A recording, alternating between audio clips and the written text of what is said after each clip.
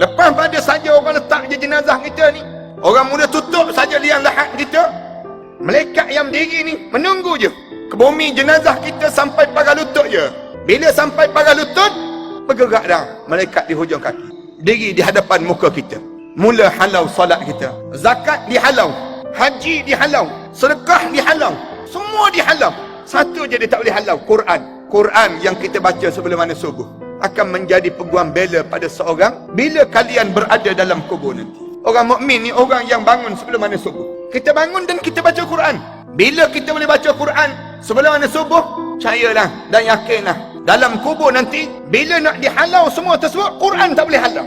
Bila Quran tak boleh halau, malaikat munkar dan nakir tanya, siapa engkau? Katanya Quran. Aku Quran yang dia baca sebelum mana subuh setiap hari. Dia baca dan aku menjadi peguam bela pada dia sekarang. Kalau kamu nak tanya, kamu tanya aku. Jangan kamu tanya pada dia. Dan bila ditanya, soalan yang pertama ditanya, ma rabbuka. Bila tanya soalan ma rabbuka, mulut setiap kita ditenganga. Orang mukmin bila dengar soalan ma rabbuka, dia jawab terus, Allahu Rabbi. Ada setengah orang mukmin, satu soalan ni je dia tanya. Sebut saja Allahu Rabbi, lapang terus dada, lapang terus kubur dia. Rumput-rumput mula tumbuh, nampak hijau saja terus. Kubur dia sudah menjadi raudhah. Saat inilah malaikat munkar dan nakir akan letakkan seorang sandar kat dinding dalam kuburan. Bila disandarkan ke dinding, melurut saja kain kapan itu turun. Kita pun tengok, Allah, meninggal dunia dah aku ya Allah. Malaikat kata, cuba kamu tengok tu, tengok keadaan hari ni. Saat mana mentari nak tenggelam. Bila dia tengok saja matahari nak tenggelam, dia sebut, malaikat, aku tak semayang asar lagi malaikat. Oleh kerana hidup ni jaganya solat. Tengok matahari nak tenggelam, sebut pada malaikat, malaikat, tak semayang asar lagi malaikat. Malaikat kata, tak ada dah solat untuk kamu. Tak ada dah puasa untuk kamu. Tak ada dah haji untuk kamu. Tetapi tidurlah bagaikan malam pengantin baru untuk diri kamu sehari. Orang mukmin ni tak berhenti begitu. Bila dia tengok saja, oh aku meninggal dunia dah. Dia sebut lagi, malaikat, ni yang warna hijau cantik ni, kemudian nampak pula daun-daun, rumput-rumput yang tumbuh ni malaikat. Ni datang daripada mana ni malaikat? Malaikat jawab, inilah datang daripada tahajud yang kamu bangun sewaktu mana kamu hidup dah. Bila selesai saja bunyi dengungan.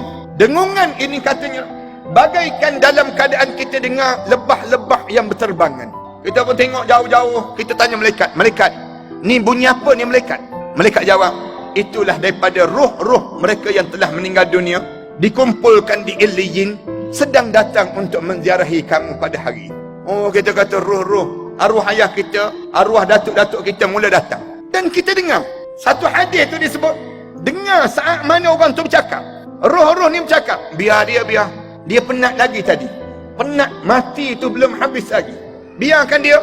Dia jawab terus, tak, saya tak penat, saya tak penat. Mai dekat. Cuba tengok saya ni. Tengok kain kapan saya ni. Kamu tahu tak siapa yang pakai kain kapan untuk saya tadi? Rasulullah sebut, setiap roh berbangga dengan kain kapan yang dipakaikan oleh mereka yang memakai untuknya dengan cara pakaian yang terbaik untuknya. Saya sebut di antara orang yang paling terbaik untuk pakaikan pakaian untuk kita siapa? Anak kita yang paling soleh. Kerana setiap mayat ni dalam kubur tu dia akan tunjuk. Ni tengok ni kain kapan ni, cantik je. Anak saya yang paling soleh yang pakaikan untuk saya. Anak saya yang usung jenazah saya. Anak saya yang mandikan saya. Anak saya yang siapkan saya untuk sampai di saat ini sebentar tadi. Lalu roh kita ini mula berterbangan dalam burung yang warna hijau bersama dengan roh-roh itu, dan mula berada di antara taman pada taman-taman syurga. Dan malam ketiga mereka sebut ada Allah, ya Allah, boleh tak nak tengok balik bagaimana jasad aku yang aku telah meninggal dunia sebelum daripada ini. Allah sebut, pulangkanlah dia wahai malaikat. Dia pun pulang, tengok. Bila tengok saja jasad yang meninggal dunia ni, mata-mata dah mula biru, telinga dah mula keluar air bisa. Bila saat mana mulut kita dah mula bengkak saja mulut, perut kita dah mula membesar saja untuk nak keluarnya ulat-ulat ini sendiri. Lalu dia geleng kepala. Sayangnya manusia sibuk menjaga badan, tak sibuk jaga amalan. Berapa ramai manusia yang sibuk jaga badan, tapi amalan tak terjaga. Ni orang mukmin lalu berada dalam keadaan yang diberi nikmat sampai hari dibangkitkan di hadapan Allah Subhanahu wa taala. Mudah-mudahan inilah keadaan yang kita inginkan.